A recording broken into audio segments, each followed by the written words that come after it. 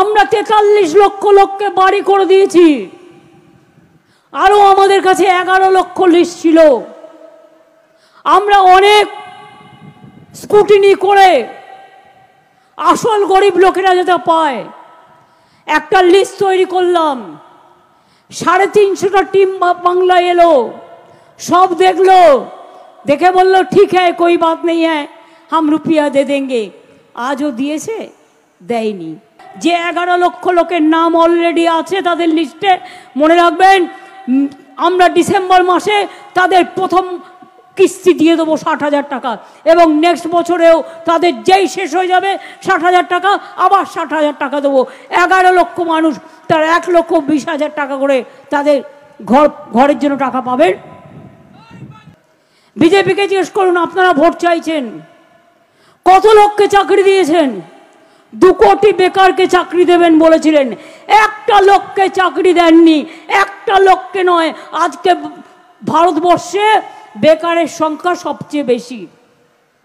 আর আমরা বাংলায় যখন চাকরি দিই আপনারা কোর্টকে দিয়ে চাকরিগুলো খেয়ে নেন। তার কারণ ওরা তো আমাদের আন্ডারে নয়, আপনাদের আন্ডারে।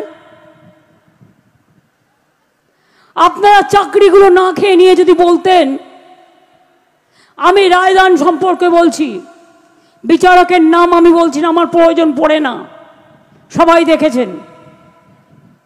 যদি বলতেন হ্যাঁ এখানে অসুবিধা আছে, এটা তোমার ভুল হয়েছে, তুমি সংশোধন করো, আমরা করে দিতাম।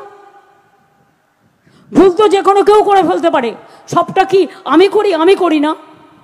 এডুকেশন ডিপার্টমেন্ট আলাদা ডিপার্টমেন্ট আছে।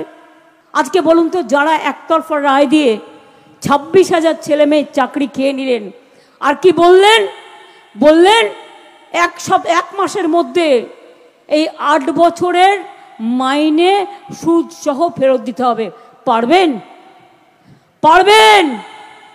যারা রায়টা দিলেন, আমি নাম বলছি না, তাদের ঘরের যদি কেউ হতো, সরকারি টাকায় চলবে, সরকারি টাকায় খাবে, সরকারি টাকায় সিকিউরিটি নেবে, সরকারি টাকায় সবটাই হজম করবে, আর কি বলবে? এই এক কলমের খোঁজা যাও, সবার চাকরি চলে গেল। আপনার নিজের ছেলে মেয়ে চাকরিটা চলে গেলে আপনি ভাবতেন না? একবার ভাবতেন না? আজ যদি কোনো ছেলে মেয়ে আত্মহত্যা করে তার দায়িত্ব আপনারা নেবেন? আমি সেই জন্যই বলছি, চিন্তা করবেন না, আমরা আমাদের সাধ্য মতো আমরা কেসটা লড়ব, এবং আমরা মানুষের পাশে আছি। যে শিক্ষক শিক্ষিকারা স্কুলে চাকরি করছেন 8 বছর ধরে, তাদের একটা সামাজিক সম্মান হয়নি? যারা স্কুলে পড়ায় কোথায় যাবে? স্কুলগুলোতে মাস্টার কোথা থেকে আসবে? স্কুলে বাচ্চারা গিয়ে বসে থাকবে, ওখানে বিজেপির লোকেরা গিয়ে পড়াবে না আরএসএস পড়াবে? জিজ্ঞেস করুন, বোমা ফাটিয়েছে, বোমা। বল, অনেক বোমা বাজাতে শিখেছিস না? মানুষের চাকরি খেয়ে বোমা। বল, ওই বোমা হজম হলে হয়, একদিন বুঝবি আজকে খুব গায়ের জোর না। বিজেপি থেকে দালালি করছিস কেন? প্রচুর টাকা করেছিস বলে। পাছে সিবিআই ধরে, পাছে ইডি ধরে, পাছে এনআইএ ধরে। লোকগুলো ভয় পায় বলে প্রবলেম, না তো কেঁচো খুঁড়তে সাপ বেরিয়ে পড়তো। সেদিন পুরুলিয়ার চাকরি কে বিক্রি করে দিয়েছিল?